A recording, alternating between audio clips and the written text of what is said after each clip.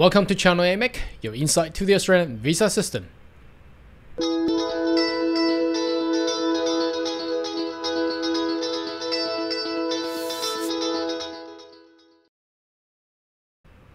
Good day everyone, my name is Carl Young, your online YouTube visa consultant. Are you interested about migrate to Australia? Why don't you consider to subscribe to my channel and turn on a little bell on the side? Where is it? Right here. Okay. And that you will get all the updates and insight.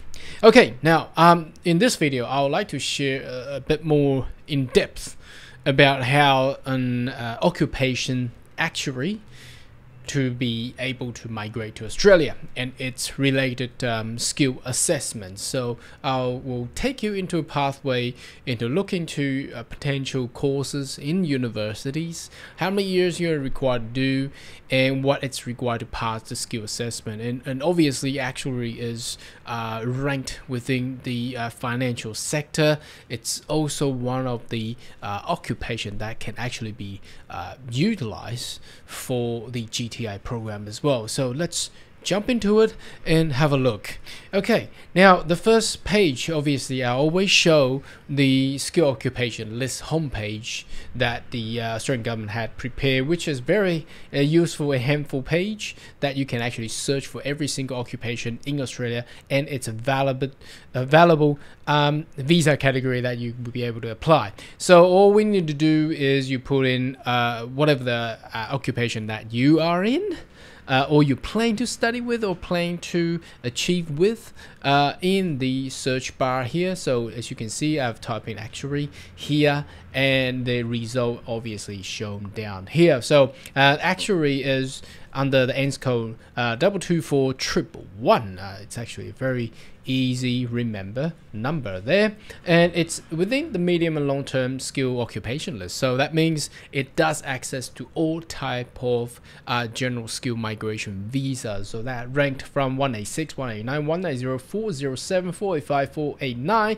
482, 187, 494, and 491. So that means it does have the pathways, all type of different options that you can actually choose. Now the beauty of this type of occupation is that it's not restricted. For example, not like the previous what I have introduced, like dentist, you can only go for regional. Now actually you can stay in the city, you can get stay nominated under 190 or 491.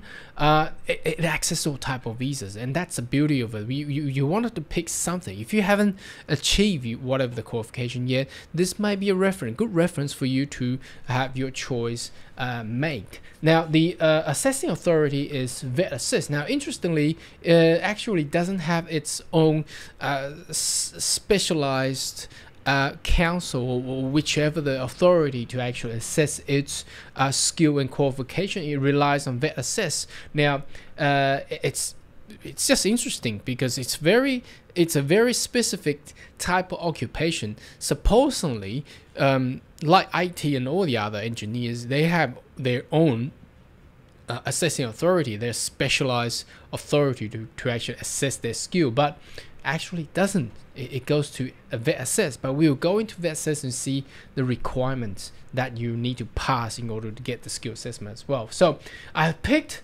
let's have a look. This is Monash University. So if you're a newly graduate or you're still in high school, this may be a good video, or perhaps you're a parent of the student body. This video and the contents here will actually help you to actually know more about what actuarial science, which is basically it's all actually, if you know actually, it's you're very good in math and numbers. You predict and calculate all type of different refer to whatever the matter that it is. So let's have a look at the bachelor course offered by Monash University. Prepare you to evaluate risk, opportunity in business settings, and use of finding influence some of society most important economic structures. So obviously actually it relates to economy, and it also relates to business sense, business behaviors, and the number of calculation report that you generate with your specialty that you can gain from actuary studies obviously enhance and help a lot of authorities and entity to evaluate what they need to do in the future. That's what it does. Okay, so the international entry requirement, you need to get an IELTS level 6.5. Now that's for Monash. Every university does have their different view on different subjects and courses. So and the prerequisite subject, English. Obviously, you need to go. If you don't have English, you can't study. That's why there's the IELTS here. Now you need to have mathematics skill. If you don't have mathematics skills, that means if you're studying high school in Australia, you need to have Math C completed in your high school. Otherwise, you will really struggle with actuarial science studies. So, learn to evaluate risk opportunity in business settings, and the location for Monash is in Clayton. It's full-time, and you need to do 3 years of study. So it gets you into a mathematical concept, real life scenario, unusual and analytical skills to help company plan the future. So it's actually a very specific professions whereby a lot of companies nowadays, because they utilize a lot of AI, they collect a lot of data. Obviously, you know about big data, and now how do you analyze, utilize this into the real world scenarios and to enhance a business setting in the future? So that's what Actuary will actually do. It's actually very hard to say this. Actually, very hard to say actually what actually do. Anyway, now let's go into a little bit of depth. There is actually an Actuaries Institute. It's a association where the professions gather themselves together. There's CBT knowledge and things like that. I'm amazed why the Actuary Institute doesn't conduct migration skill assessment for the professions, but it actually stands out as an independent entity, basically act as a society for the professions there.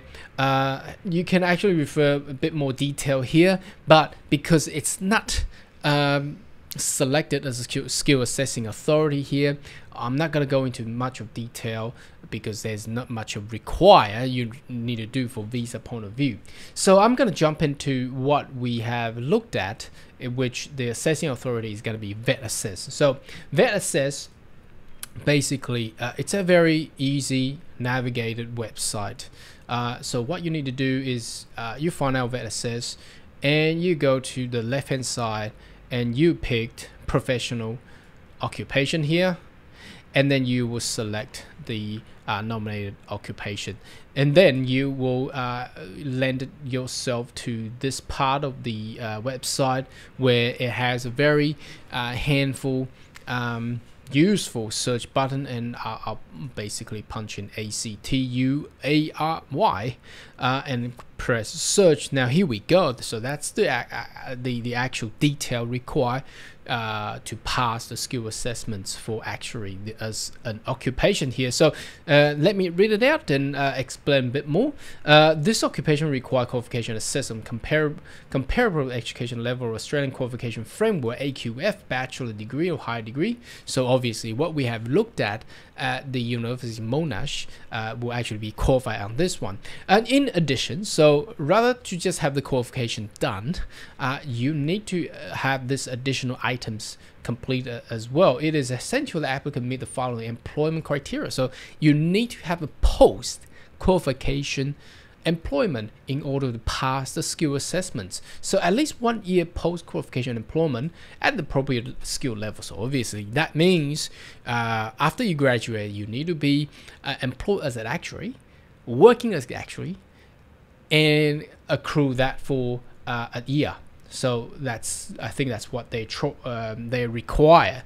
Undertaken in the last 5 years, working 20 hours per week. So you can be a part-time and highly relevant nominated occupation. So at least 1 year. Okay. So that basically means you cannot be graduated and working for something else. For example, you go into McDonald's and work part-time there. Now that won't meet the requirement. Okay, you need to be employed by a relevant financial institutions or financial firm and appointed as an actuary who conducted all the analytical works and estimation for the purpose of whatever that report is required to generate as a profession under the as an actuary. So the course should cover key areas of actuary statistics, risks modeling, survival analysis, actuary mathematics, financial engineering,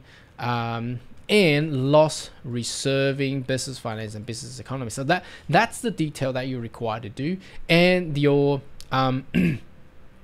applicant do not possess qualification in actual science, actually study, or actually practice. As strong encouragement to provide copy of their official syllabus. So that means the your transcripts and things like that. But if your qualification was conducted overseas, where the assessing authority does not believe that they could actually see how your qualification actually refer to the profession of what you claim to, they might require you to show the syllabus. That means that you need to get your university to provide all the subjects detail that you have conducted and studied in those particular years. Now that's a bit detailed there and a bit hard to do. Now, as far as I'm concerned, if you have conducted your qualification in Australia under actuary studies or actuary science, you should be able to get that qualification done and achieve additional 1 year of work experience and employment part-time. You will be able to meet that skill assessment requirement. Now, the final one I wanted to step you into is under the newly categorized visa, we call it GTI. Now you might notice I've done a lot of video on GTI, Global Talent Independent. Now as an actuary, now obviously if you're just a graduate, you won't be able to meet this requirement, but if you have been conducting professional actuary works for many years and you're possibly top of those field, you may meet this requirement. You may meet the Global Talent Independent requirement under the financial service and fintech stream, where you could, as long as you have an annual earning of 153,600 Australian dollar equivalent, plus have an Australian nominator who are in the field of your expertise, so who must be an actuary, Australian accredited actuary person, then you'll be able to get yourself into a GTI program, which is a very prioritized. You probably get your permanent residency straight away within 2 or 3 months under the current immigration system. Okay, so that's for our video today. We taking you from the courses, universities that you can actually do to become an actuary, and the skill assessing authorities, and perhaps if you're a very experienced actuary, you might consider GTI. Anyway, should you have more querying questions, more than welcome to leave a comment right down below, and I'll see you in the next video. Goodbye.